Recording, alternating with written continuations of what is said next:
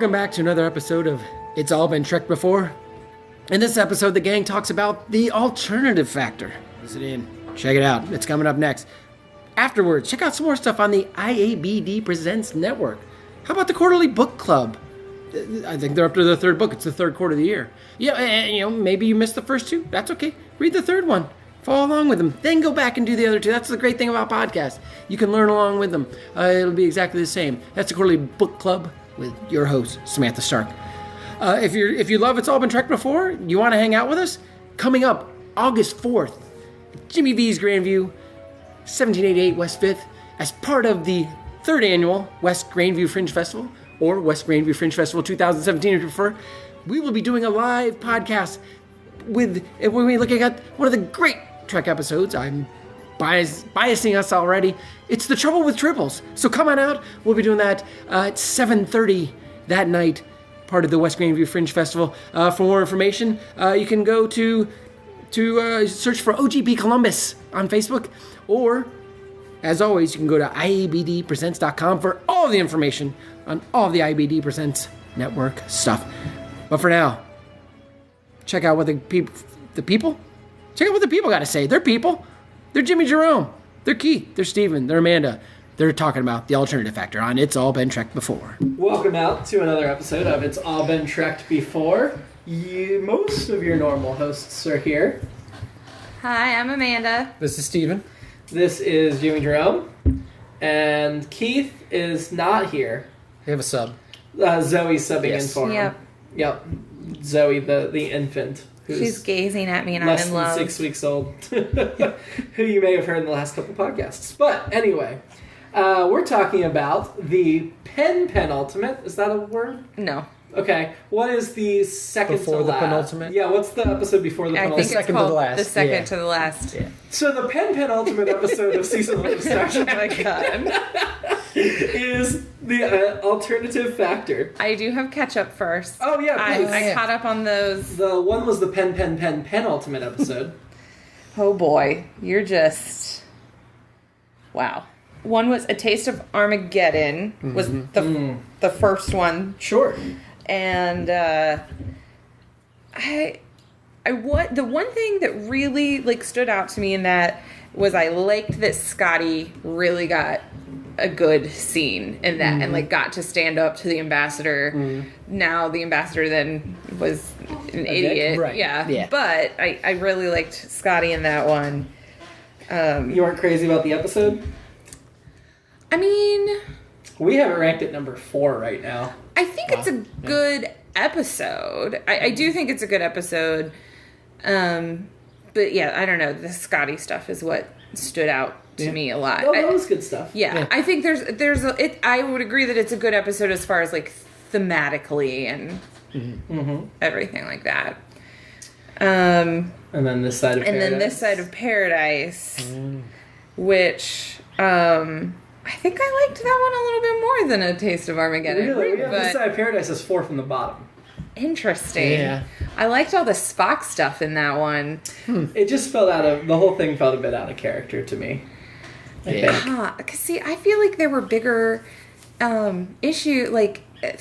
theoretical issues going on there about nature of man and the idea of what is happiness and what is not. Because the thing that overcomes the spores is anger. So we thought we didn't pick up on all that as so much, but we thought the way out was a little simple. Yeah. Kirk's way of handling it. Yeah. Because Kirk's just got a stronger will. I think we were focusing on some of the details of the execution rather than the larger thematic. Yeah. Okay, and I was looking at the themes of that. Because even when I was driving over here, I was thinking about, man, that's a really kind of as much as we talk about how Star Trek has a very positive view of the future, that is actually a really dark one. Because these people are, happy now. I mean, there's the whole argument of but there's no progress being made, but these people are blissful, and then to pull them out, they're They get in fights and That like is an interesting. and Spock like straight up breaks this girl's heart to snap her out of it. That- so they were, I mean, She had it coming. to That me, part, like, that's I was much more touched by the breakup than Yeah. than Jim was. Jimmy-Jerome. But Yeah. Yeah, no, the breakup was. I mean, you truly feel for her because because she comes out of it and she still says, I'm sorry, but I still love you. Like it wasn't just happy juice for her, Well, you know. It was. And I think those cool elements, if we'd gotten more of those, there was so I shouldn't say so much story, but the other things were underwhelming for us overall. Yeah. Yeah. There were good elements. I just think overall it was.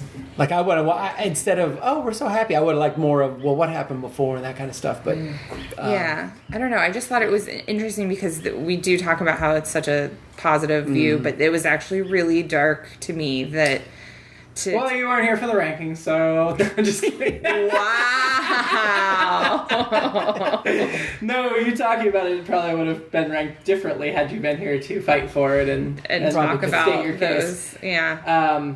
Now I feel like we'll just leave it alone because we'd spend 20 minutes here debating, moving it up and down scales. While we're on the topic, though, of like hate and stuff and strong emotions, this will have been a couple of months ago by the time this comes out, but I think it's worth talking about. There's been a little brouhaha in the last week or so that the Star Trek Discovery trailer came out. Oh, right. And some fans were very upset at how few white men are in it. Like, it's basically Jason Isaacs, and that's about it. And, yeah, I mean, Steven shared an article link on Facebook, and I was seeing it from other people, and it just seems very much like that they completely missed the point of what the series is about.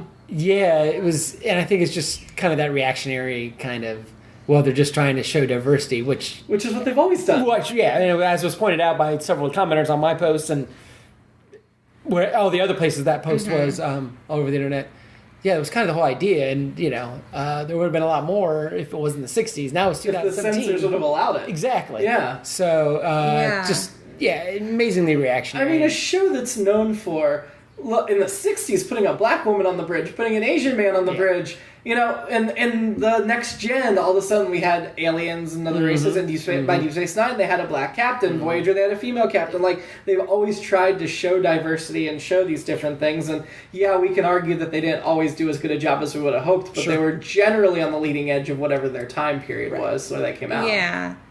And for those fans to be like, oh, where's all the white men? Why are they rewriting history? So now that's all, black and Asian people. And it's disgusting. It's like Mad Lab deciding to have a season of women playwrights, and it's like, well, where am I going to get my shot? All the time. All the time. All the time. Yeah. So, yeah. So, alternative factor, right? The penultimate episode. The penultimate. Coining new terms since 2017. It was an episode. I found it kind of boring. Yeah. I started to feel sleepy. Yep. I had trouble keeping my eyes open. It's the overriding concept and the idea of alternate universes is interesting.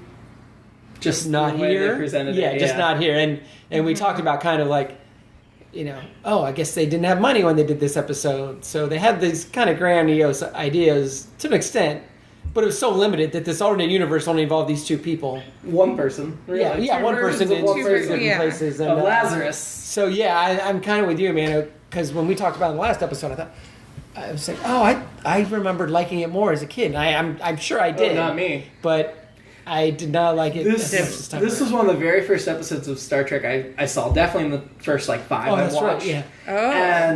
And it was the first one I watched that I was like, oh God, what is this crap? Yeah, and now I get and you that. kept watching? Yeah. The other ones I saw about that era were good. Oh, okay.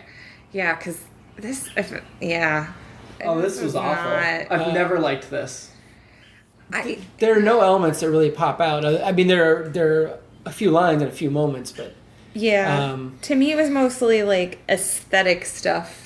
Yeah, that popped out. Yeah, and much like Tomorrow's Yesterday, when the science is real gobbledygooky. Yeah, it's... And then there was a lot of exposition for it, and it Yeah. was so boring Yeah. that I was like zoning out. The payoff is not great. I mean, No. you have at the end of the episode, the idea of these two people trapped in this dimension, whatever, but... It was tied up pretty neatly and quickly. Yes. Once you figured out what was happening. Yeah.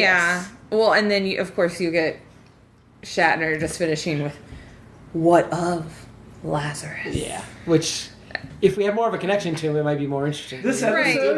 episode would rank at least 2 episodes higher on our slang scale if it had ended with Spock packing the ship in dynamite and pushing the lever on the TNT instead of shooting it with phasers in space. Do you not agree?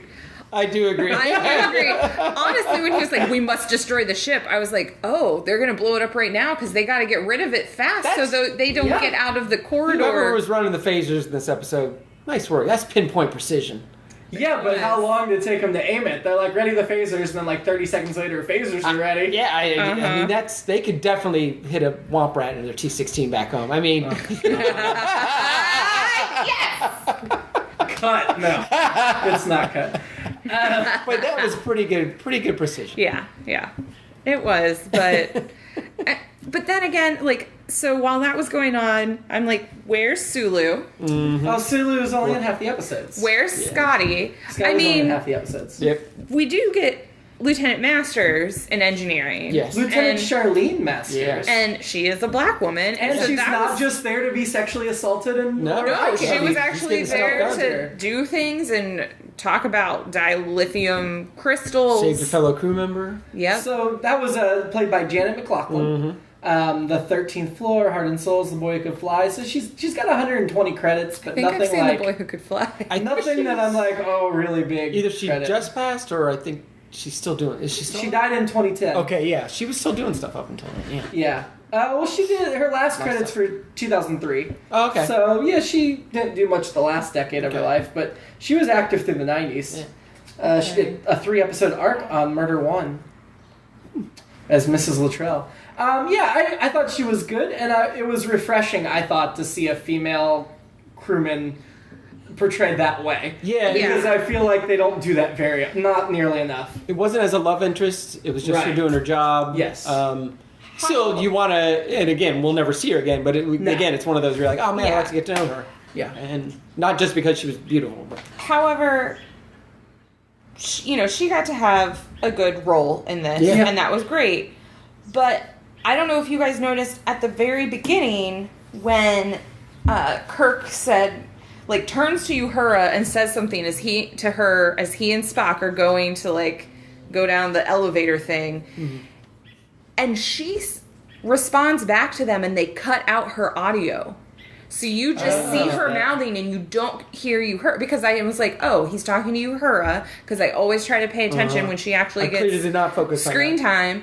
And so I looked at her, and she spoke, and there was no sound. They cut out her audio for her Interesting. response to them. And that really pissed me off. That would piss me off had I noticed it. I did Zoe notice. agrees with you. I did notice you, Zoe. her uniform is essentially a long T-shirt and underwear. At this point. Right. It just keeps getting shorter. Because when the episode opens and she's sitting there, you're just seeing her underwear and her Should shirt. we start fashion beat? Yeah. Yeah. Fashion.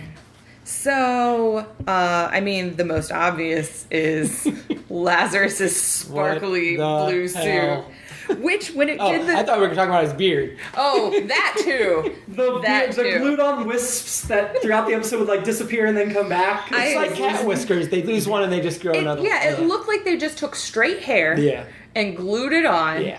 And I wrote down white man Fu Manchu. Yep. Oh my god. I wrote straight beard, exclamation point. I want to grow one just like that.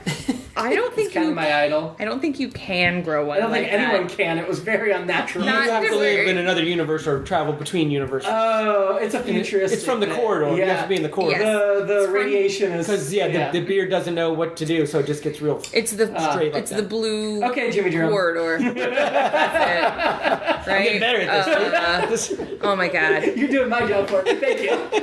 And his suit, it was so sparkly, and when it was close up, it Yeah. almost looked like leopard print. Did you like how the Band-Aids have really not changed at all? No, Except they're sparkly in the Of future. course. Yeah, but we got sparkly now.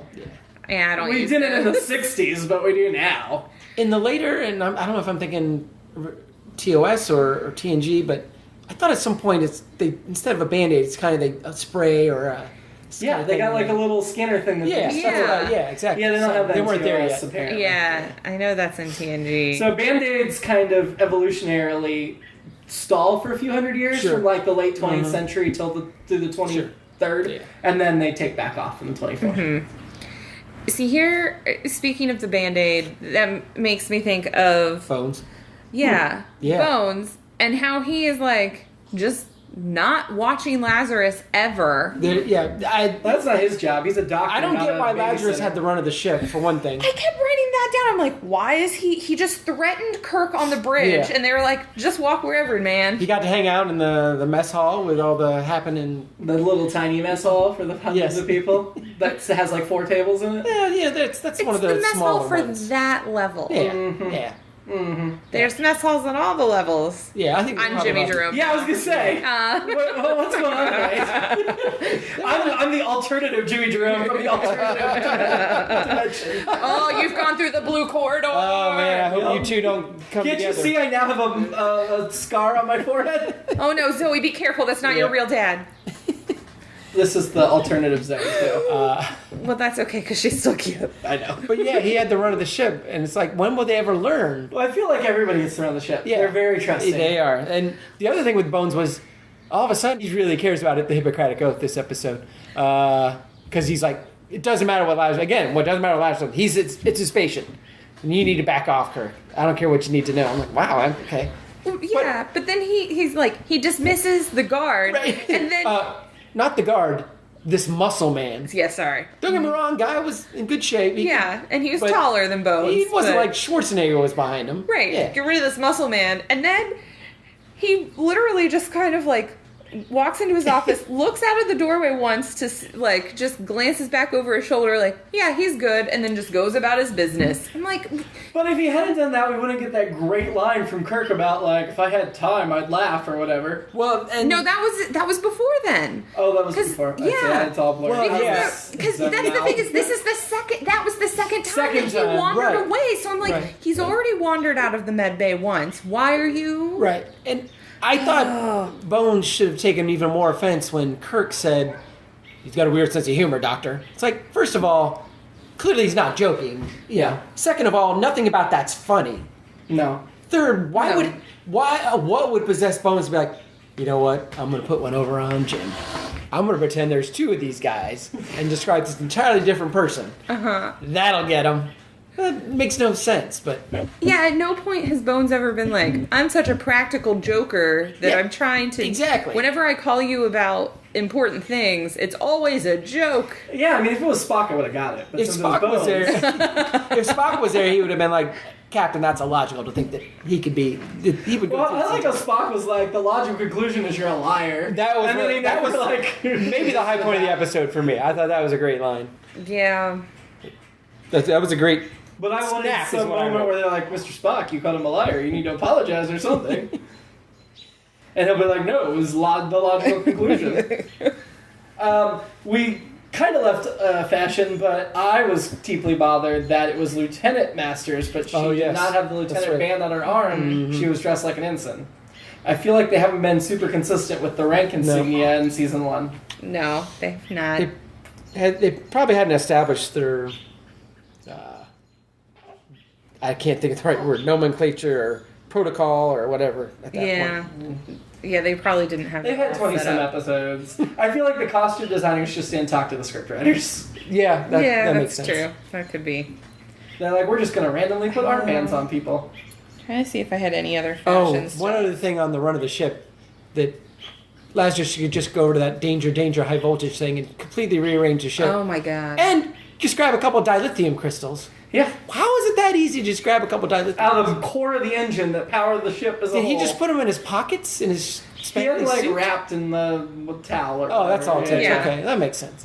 Yeah, but somehow he got him out of like the chamber in the middle of the engine. Now here's my question. They needed all of those dilithium crystals to run the ship. Sure.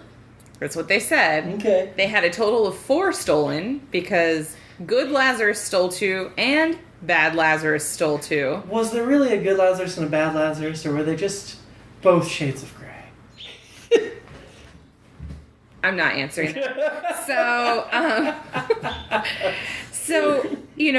they're in this universe where crazy Lazarus there. Is that better than bad Lazarus? Crazy Lazarus? I think they're both crazy. Yeah. So, Yeah. but the full on, like, yeah. The Lazarus with the cut on his head. Yeah, but he makes was sense the if one they're that crazy. kept yelling, like, kill, Right. that kind of stuff. Even though we were supposed to believe he was the good one. Well, Right, and then it was Right, supposed to that be a was the- twist. yeah. But, yeah. And then I kept thinking the other guy, the guy who was sedate and logical, was just pretending to be, but he was really crazy, which I think goes to your point. But why didn't the sedate logical one just explain everything to Captain Kirk? Yeah, well, exactly. Yeah. That's why I'm thinking they're both crazy. Well, if you're in a corridor like that, just imagine, what of the Lazaruses? But What they, of the Lazaruses? They It would make you lost mad. 2 of the dilithium crystals. Now, here's the thing, Amanda. Scotty says they need them all, but he likes to lie and exaggerate, so he'd probably True. made it work. Makes him look more like a miracle worker. Like when your boss says, I need this tomorrow, but they don't Except need it for a Masters couple was days. the one that said it in this episode. Yeah, that's because And- Scotty had a deleted scene. That's right. All right, Jim's back to being Jimmy-Jerome. Oh, they switched to the corridor. So Lazarus was played by Robert Brown. Yeah. What do we know about Robert Brown? I should have clicked on him before I mentioned it. He did quite a bit of work. He, Actually, he's still alive, I think. He He's in is his still 90s, alive. He was born 1926, so he'd be 91 now. Yeah. He's best known for Here Comes the Bride, Primus, Tower of London. He's only got 31 credits, though. Looks like he was active mainly in the 60s and 70s. He had a handful of credits before then and a handful after, but that's about it. I read that originally Drew Barrymore's father was going to play the role, Really? but then he just no called for the He probably read the script. yeah, and then he got sanctioned by the SAG for 6 months, and then I guess his career was never really the same after that. Interesting. Wow. Well, maybe next time Maybe he should have done he should have done the alternative factor. Yeah. I mean, look There at what is the alternative was. There's an alternate universe where he does the show and he shows up, Right. and Drew Right. Barrymore's never born. Oh, but That would be horrible. but she's so darn cute in E.T. I know, and hot in Wayne's World 2, and she executive produced Donnie Darko, so we She wouldn't have did. Donnie Darko. So She did. She was the one. speaking of alternate universes, Yeah. so Let's see. What else? So I'm trying to find something that's even interesting. and Spock does talk about the parallel universe, and he's pretty much we've conceded they're out there, which is great because we have Mirror coming up in season Next 2. year, yeah. That'll be a fun. Now that'll be That's a fun. a much more interesting. Yes, it is. That will be a alternative. much more, and we'll have a lot of fashion to talk about. And by the time the series universe journey, will have already performed their version of there you go. Mirror Universe. There you go. Ah. So look for the podcast Now I'm next excited. spring. And I thought maybe they were going for a schizophrenic thing with Lazarus. I thought it was split personality at first. Yeah, that's where I thought they were trying to go, but But then the whole like switching, which we then find out is like the corridor, Right. alternate universe switching, those transitions got longer they did. and And they were longer. not interesting to begin with. and longer. Yeah, and the whole weird nebula picture, and then the spinning thing reminded me of Batman. Yes. I mean, it looked just like, or I thought it was going to be newspaper. Yeah. It looked like he was trapped in a square for a minute, so I was thinking the Phantom Zone from Superman. Sure, oh, yeah, that makes Oh, sense too. okay, Yeah. yeah. But wouldn't they eventually realize they needed to work together? I mean, But the one's crazy. Oh, that- and well, of he couldn't course, handle yeah. there being So- another him in the universe. the other one's a murderous monster.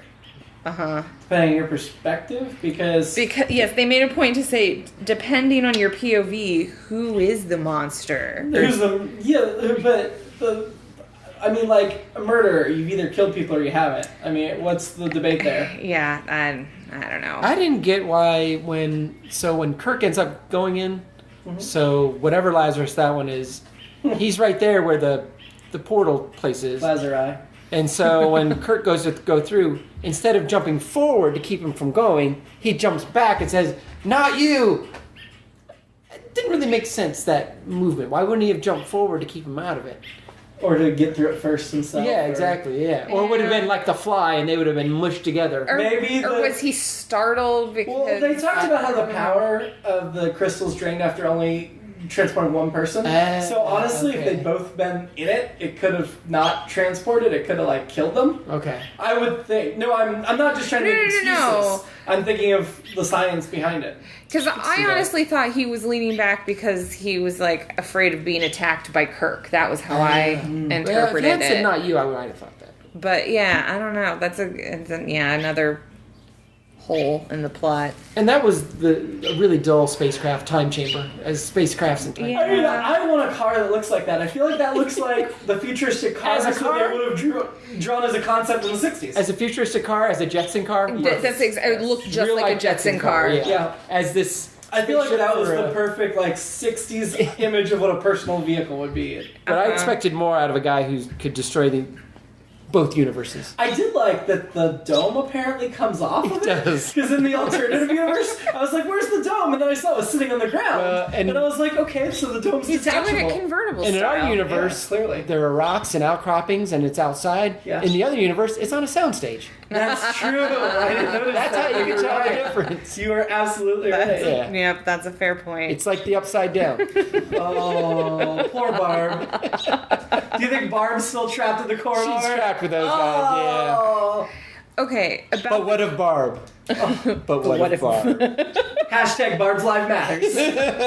Oh. So, the blue corridor. Yeah. Uh-huh. Did it remind anybody else Twin of Peaks? at COSI? There's like those things where you like stand in front of it and it shows like negative of like your body. Yeah, that's kind probably of how they thing. did it, or something like that. Yeah, it just looked like a negative print. Yeah. But yeah, it just reminded me of going to like COSI or any science center. Like I feel like this effect is used in season 3 in a couple episodes, but Probably. something similar. So I just thought it was trippy like Twin Peaks. okay, what was up with the term about it's winking out? Like they kept saying that over and over again. And what does Kirk say? He's like, I want facts, not poetry. All right. And this is definitely an episode where it's Kirk saying, Spock, explain not really to me, to our audience at home, what's going on here. Right. Exposition. Yeah. And Spock's position. which is, I think, I know a couple of the most recent episodes, we have said, oh, okay, obviously that's what they're doing, but it was interesting exposition. In this one, not so much. No, that was part of what the boring. Yeah. It was just like I feel like you're just lecturing to us about something that doesn't. Yeah, I think they started with this idea of we got to explore this alternate universe idea, and then they didn't get it down until they got to Mirror Mirror, or at least they didn't figure out a way to make it interesting. That's for sure. Yeah, I think it definitely got bogged down the whole episode in the exposition. Yeah. Yep. What other notes do you got? He mentioned that something about I have 430 men to take care of on this vessel. Didn't they start out with like 500? Well, he ain't got the women. Haha, but What did we start with? 470, 475? Something like that. They've been in Deep Space for a while. They've I kinda stopped lost keeping crewmen. track, so Yeah. They haven't Maybe stopped to replenish the crew yet. some women probably got pregnant. Ugh. As they do. Yep. I'm shaking my head at both Is this of a them. good time to start your sexist part? We're just trying to inspire you for the sexism theme song. My sexism theme song. So, yeah, because what went out yesterday, Yes. from when we're recording this, was the first one from when I was gone for surgery. I think so. Tomorrow's yesterday. Yeah. Oof. And I let you were like, Amanda needs to come up with the sexism. So I was thinking to be like, sexism! Doesn't matter the decade, there's sexism! And then we go, I go, mansplainers. let me mansplain to you why you're wrong about the sexism. Oh. I mean, there wasn't a lot of... No, because like we said, Lieutenant Masters was actually treated better than most females on the Yeah, show. and she... By far. I mean, I would say sexism behind the scenes for cutting out the sound on Uhura's lines, Yeah. like I said. Like, Yeah, that... that's curious. I mean, Sure. she had lines in the episode, though, right? She did Yeah. later So it's not on, like- but just a couple. Yeah, that Without happens a lot put with her over her. the Yeah. threshold of too like, Give people don't give her the third Yeah. line at the beginning of the show. it was something that usually they change in the plot later. I don't know. That to me, like, there wasn't as much like overt sexism in this episode as much as there was to me implied sexism behind the scenes. But kind of going off on that, there was totally an opportunity to make some slash fiction about Kirk and Lazarus doing it on the spaceship. And or Lazarus and Lazarus. Oh, yeah, in the fight, yeah. Yeah, in the fight, because Kirk had Oh, his and he legs. was like throwing him up and making out on the side of the He car. like, had his legs completely Yeah. wrapped Did I around hear this Lazarus. right? Because there's security guys and Spock, and did Kirk say, don't do it, or not, I can't remember what He he said. said, like, get back, I yeah, thought. get back, yeah. Get back. Like, leave us alone. And, Let him have some space. I think I saw Spock's hand go down the front of his pants. I'm just saying. I'm pretty sure. That I missed. Pretty sure. Well, and I thought it was, I mean, who knows how these universes work, but Lazarus is the guy in both universes that's going to fight it, because the guy keeps falling off of rock formations. He can't walk. He can't even stand it. But his name's Lazarus. Every time he dies, he just comes back to life. Well, yeah, which was. I feel like they were that's great. trying to do something with that, but it did not work. It worked for me as a kid because I don't know why it did, but now I was like, okay, I see what you're. As a kid, it's like, oh, that's pretty good. As an adult now, it's like, and of course, really. it was so ridiculous. They'd like fall behind an outcropping. Like we never actually saw him like fall and land. Right. It was all very Yeah. cheesily. Well, he kept having bumps on his head, and there was blood or ketchup around his mouth. It looked like just plain up red paint. It was terrible. Oh, it was so bad. Terrible. Oh. Well, he wasn't necessarily human, so maybe that's what the blood of his species. They kept looked making like. a big deal about humanoid. Yes. Well, he was saying the monster was human, Right. to try to help them track it down. I guess, or whatever. Well, speaking of which, it's on another podcast I was listening to, and we've talked about this before. It's like the life sensors on the Enterprise sometimes pinpoint, sometimes suck. Yeah, Not so much. this time they're like. Maybe that's why the count of crewmen was off so much. They'd gone around and counted before, and they counted one deck twice. And now they counted again. They're like, oh no, we don't have 407. We really have 430. You know what? That should be pretty easy. You take McCoy's device, take out all the heartbeats. Right? And you right? You can just find count. That all should the be heartbeats. It's a magical device, Jimmy. See our court martial podcast episode. That was so stupid.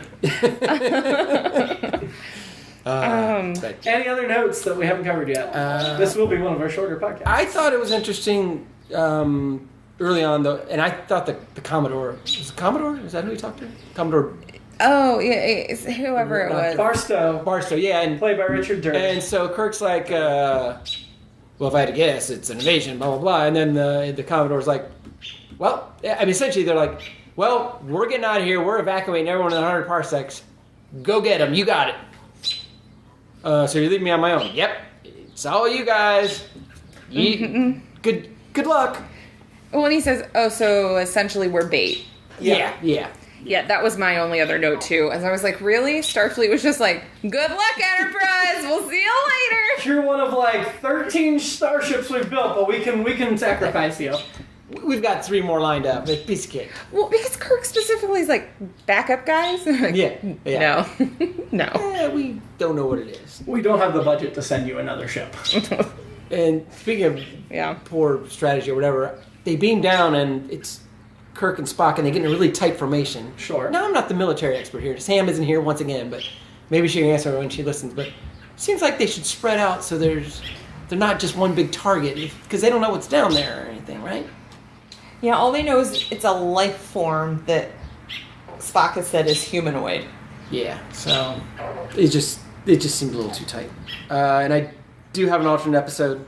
Mm-hmm. This might have worked in the sexism section, but so essentially, and this is inspired by the wavy-haired girl in the mess hall. Yeah. Who just sat there the whole time with a very looking off into the distance, thinking about what, I don't know, it's open interpretation.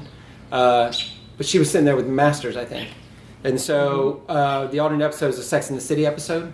Having some Cosmos. Space Sex in the City, because it's in space, you have to add space in it. Well, Cosmos would be a very appropriate name for a drink in space. So it'd be the wavy-haired girl, her Lieutenant Masters, and Tanya Barrows would come back. And What about Smith Jones? She's sitting off to the side. They won't let her sit down with them. No, she is shunned. She comes by the table. Group for one more. Yeah. Oh no, sorry. She always comes by and drops exposition about what's going on in the relationship, so they can chat about it as soon as they get her out of there. Yep. So, which one's the Samantha? Barrows. Barrows. Yeah. Oh yeah, absolutely. Yeah, Barrows is. Oh yeah, she jumps from one guy to another. Oh yeah. Oh yeah. Yeah. Yeah, but I think you her as the Miranda, maybe. She's the intellectual. She's tough. Or you think she's more? I think Masters is the Miranda. Oh, you think you her as more Sarah Jessica Parker? Yeah. Yeah. Okay. I think so. you her as more Sarah Jessica. Yeah, her would be the star.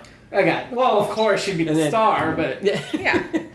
nobody's debating that. Yeah.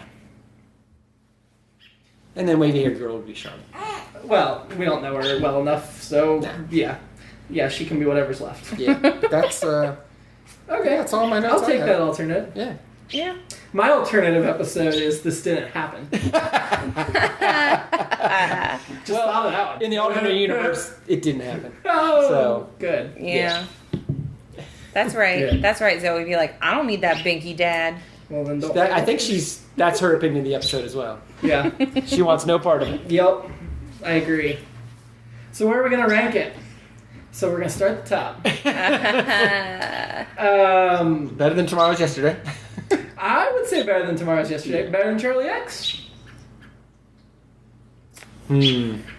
What's above Charlie X? Mud's Women. Which I still can't believe we ranked that low, but at the time we really didn't think. Mud's Women is definitely a lot more fun. So yeah. I'd put it above Charlie X, below Mud's Women. I felt the story was a little bit more interesting and put together than Had some Charlie aspects. X. Yeah, it was just so boring. It was. Yeah. But is boring better than bad, or? That's a question. Right, that is a question. I kind of feel like bad at least has entertainment value. That's a good point. I almost think I'd go Charlie X. Charlie X Charlie above. X, okay. Because We cannot We rank it don't want above to. Tomorrow's Yesterday, though. That was such a mess of an episode. that's fine. So are we Men and Women? Yeah. Is Tanya Barrows still? Or I changed somewhere. You are with Tamila. Oh yeah. Nope, I'm not changing it. Not going for Masters? I thought about Masters. I She's pretty kick. wanted a little more time with her, but I think I'm going to stick with Tommy. I'm also going to stick with Tamila. There's not really any guys in this. No, not Lazarus. Commodore. Yeah, No. nope. The facial hair. No. Is No. that what did it? What No face. did not do it? I guess. Did not do it. And next time is The City on the Edge of Forever. Edith Keeler. Kirk falls in love.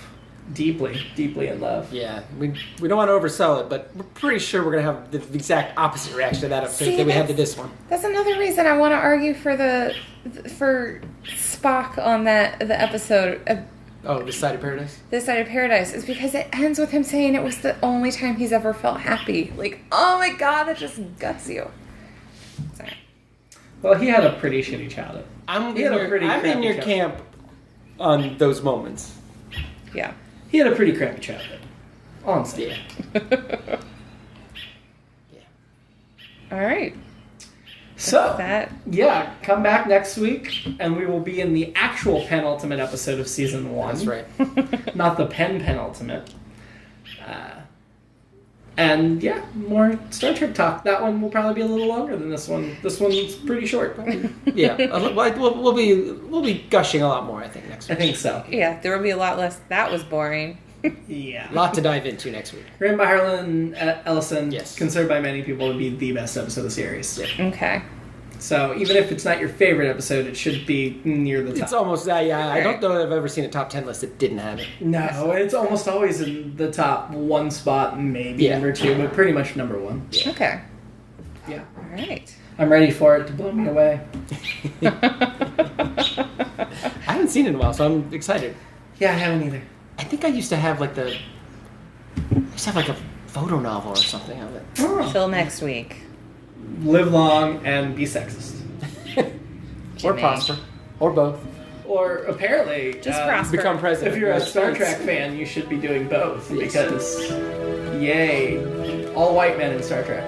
Oh.